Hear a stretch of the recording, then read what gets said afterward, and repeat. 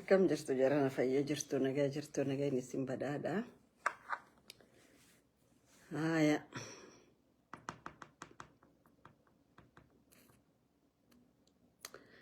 Namichaat namni dubartii takkaatu jan durgaa akka maqsaati.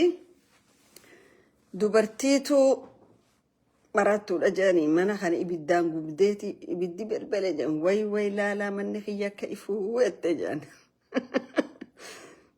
Eega mana ibiddaan belbelchite booda manni kiyya akka ifuu ette.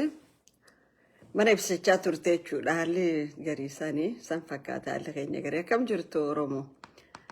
Akkam bultan akkam ooltan bakka jirtanii nagayni Rabbii nagayni Oromoo isinii waliin haa jiraatu. Ohuma tokko lama afiin waan ni jee. Tokko ilma namaatis taanaan mootummaas taanaan namni badii dabreerraa waan baranne umrii isaa waan baratu jechuudha. Umrii isaa waan baratu. Namni makalee maaliin dogoggoree hojii tiyyata kalee keessatti irrinni maalii ta'arraa keessatti hojjabinni maalii jee evaluate if godhaa yoo hin deemne bakka fagoo dhaquu hin danda'u jechuudha. Tanaaf mootummaan biyya Itoophiyaa jaantuun dhufaa dabraan gaafa dhufuus dhiiga Oromootiin dhufaa gaafa dabruus dhiiga Oromootiin dabra. Rakkoon eessa jirti? Rakkoon yeroo hunda ijoollee Oromoo gatii kafalchiiftuun eessaa dhufti. Amma dargaggoota Oromiyaa keessattis naannoo daangaa irrattis dargaggoonni waggaa harcaanni agarra. Oromoo ibidda karaa 4-5 irra balbalaa jira jechuudha. Maaliif kun ta'a? Tokkoon keenya silaa if keessa deebinee waa if gaafanne gaafannuuf deebiin harkannaa jechuudha. Waan kanammoo waan amma tahaa jiru kana akka kalee gamtaa qabaannetti akka kalee wal dhagayaa turretti akka kalee wal jala deemaa turretti maaltu wal nu dhageessisee walii nu abboomsee rakkoo jirtu furmaata kan nu dadhabsiise. Haja'u jirumatii keessatti egaan if bare Oromoon bara dargiitis karaa asmaraa kana gaafa warra Eeltiraatii wajjii wal loluu turan dargaggoota Oromoo hedduutu irratti harca'e. Hedduu irraa harca'an gandaan itti ilaaladhee akka jiran ijoolleen hiyyeeyyitti heddummaattee jechuudha. Bara dargii warra shaabiyaa kana wajjii gaafa wal loluu ture. Deebi'ee gaafa wayyaaneen lola baadimeessanis ilmaan Oromooti har'a nyaadhame.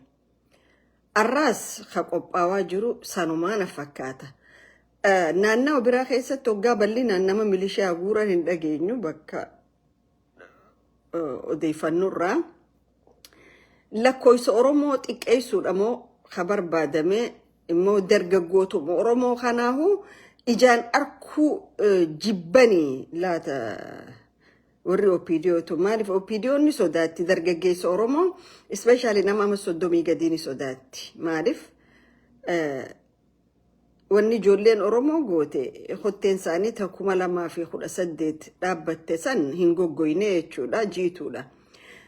Kanaaf amma dargaggoonni Oromoo Somaaliin ni agartan daangaa isa gade warri Ogaadeen naannoo cinaasanitti waan godhu jiran warri isaa dirruma dhawaa keessaa dhufanii shamarree Oromoo ta'uu dhufa qabdu ajjeesanii eenyu waan godhaa jiran eenyu jan isin ka waan gootanii jan jechuudha. Hagam takka itti fufa wanni kun akkanatti. Oromoonni ala jiru kunoo maal godhuutu irra jiraata moo akkuma keenya amala keenya kaleessan hoggaa tokko waa godhu wooma san godhu kaan irra godhu yoo tokko goone je wal durbaa garagalanii maaswaa walirra godhu kan for how long you gonna continue like this hanga yoomii fi waan akkanaa kana itti fufnaa jechuudha.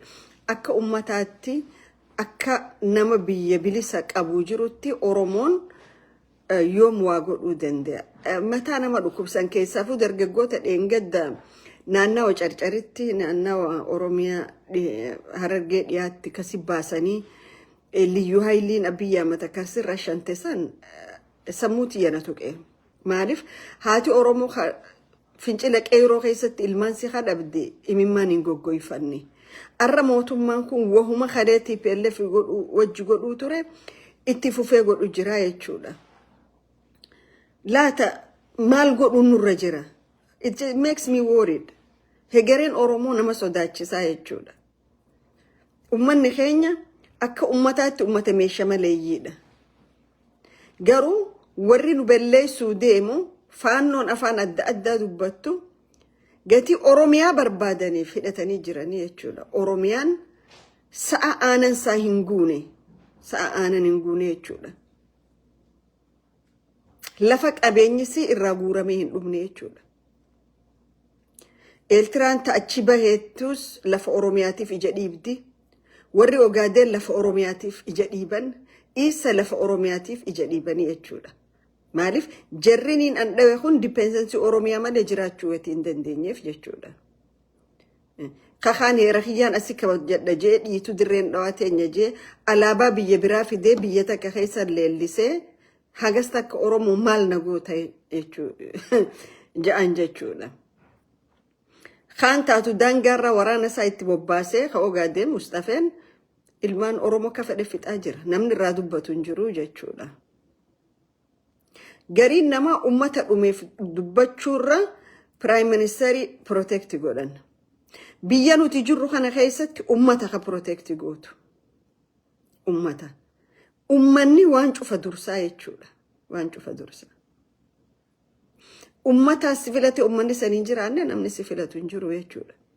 Garuu ummanni Oromoo value dhabe biyya san keessatti gatuma dhabee jechuu barbaadeeti. Kakara kaanii wameedduudha agarraga waan agarru tanaas dhageenyeeti sunus nu agarreetis caliin jennu rabbi nu uume rabbiin nama godhee nu uume sammuu nu kanne ija nu kanne gurra nu kanne.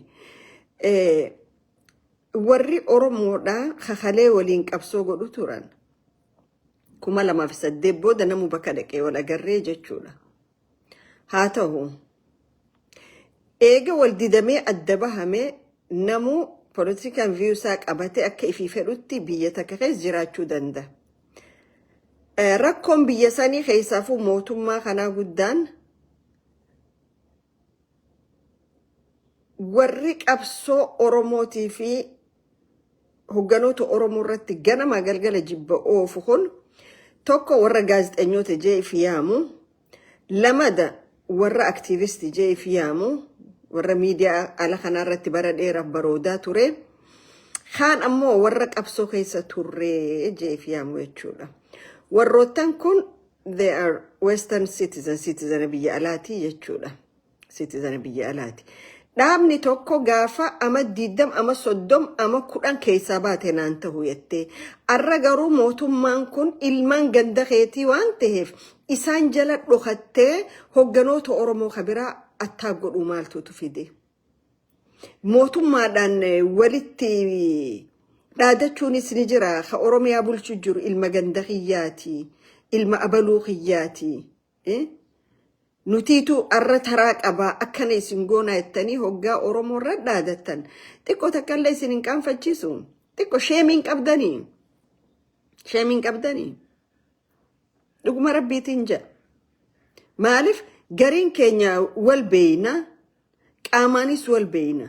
Ka qaamaan wal hin beeynes bilbilaan wal beeyna. Maaliif Aba orratti akkana duuluun isin barbaachise. You know what? Isin abaarsa abaa waan qabdaniif hin milkooytan. Obboleessi angafni yoo nama abaare namarraa arkata. Haadha abbaan yoo nama abaaranis namarraa arkatu. Abaarsa abaa qabdanii bakka takka hin geessan. Okay. Buhoo keessan silaa gabbaasanii hedduudha haragaan jiru. Garuu mootummaa if duuba keessee anshimeen ganda kiyyaa protecti no godhaa. Oromoota gartee dhaaba siyaasa adda addaa qabu. Kanaannawa seentara anteeni seentara ala jiru kan akka fedhettiin attaa godha yoo jette yeroo numa dhufti namuutiifu. Garuu gatii lafti tuulama jiddugala Oromiyaa taateef gatii burqaan siyaasaa biyya sanii maashinni yookaan injinni siyaasaa biyya sanii jiddugala saniif hogganamuuf. Ani jiddugalattiin dhaladhee nama biraa kan fedhe irratti irra baxraane jechuun ati gadhee ta'uu keessa garsiisaa jechuudha. mataan isin deemtaniin qafoodha qaamni keessan akka jiru taguugaa jechuudha maaliif gariin kee ganna diidam eegaa baa'oo keessaa baate waybi joolleen gaafas dahamte arra fuute arra maaliif haareetti aba orra dhaadachuun si barbaachise waay garin keessan citizen Americaati garin keessan citizen Canadaati garin keessan citizen Holland anywhere rakko biyya sanii rakko nagaa khatee jiru warra citizen biyya alaa qabate biyya keessa akka fedhanamaan jechu jiru jechuudha mootummaa kana sila warra isa faarsurra warra isa abaaru sila dhaggeeffatee gaariidha warri isa abaaru sirraayif isa abaaraa jechuudha warri isa faarsummoo lubbuu qulqulluu galaafadhuu jedhaniiti isa faarsanii jechuudha qaamni amma abaa orra duulee mooraa miidiyaa adda addaa irra yaa'u kun qaamuma kalee daadhii galan nyaatee bar eenyuun nyaate daadhii galan isinuma nyaatee miti eenyuun nyaate battee urgeessa eenyuutu taayee danda'a ol darbee shalab godhee kaa isinii miti oromoon bira maal isinirraa expect godhare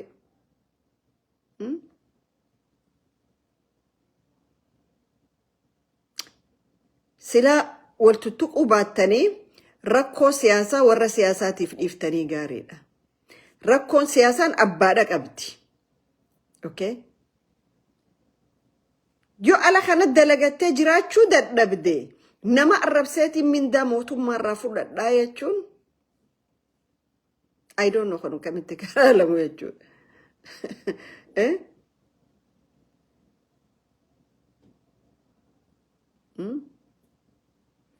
so anuma ajaa'ibsiisnaanin kana dubbadhe wahumana ajaa'ibsiiseefin kana dubbadhe jarattiin tun yoo arra mootummaan kun jijjiiramee nyaapni kanarra hamaa dhufellee nyaapha sanii hojii dhaabbatanii oromoo irra duudanii jechuudha amala waan ta'eef okay amma silaa namni mataa buqqee guddoo qabu itti dhimma baasela waa hedduutti maaliif achi keessa waa hedduu kollekti godhuu dandeessaa miti garuu buqqeen hangas guddattu hoggaa qullaa taatu gatiin qabdu jechuudha emiti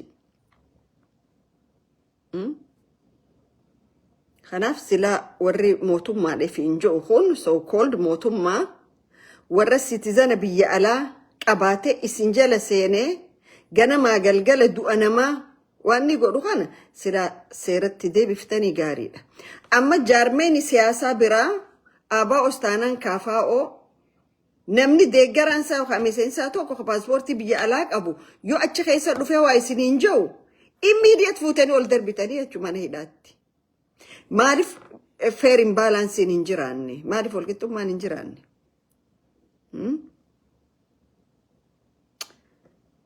so xiqqoo silaa naamusa itti gootanii gaariidha kabira bakka irraa jalqabanii bakka itti fixaniitu nama dhibaa teenya tana namaas yaaddeessaa namaas dhibaa jechuudha meemma karaa dirree dhawaa kanatti hin gaddeebi'a takka karaan dirree dhawaa kun dirreen dhawaa tun lafa istiraatiijiidha very strategical city magaalaa bareedduu nama hawwattu magaalaa qilleensisii bareedaa karaan isiin itti baatu hedduu Jabuutii Affaar Soomaaliyaa Zayilaa karaa hedduudha jechuudha magaalaa qubsuma naggadaa magaalaa jabduudha magaalaa dhaloonni namoonni magaalaa dhaloonni namni keessa dhalateelleen dhugaa qaroo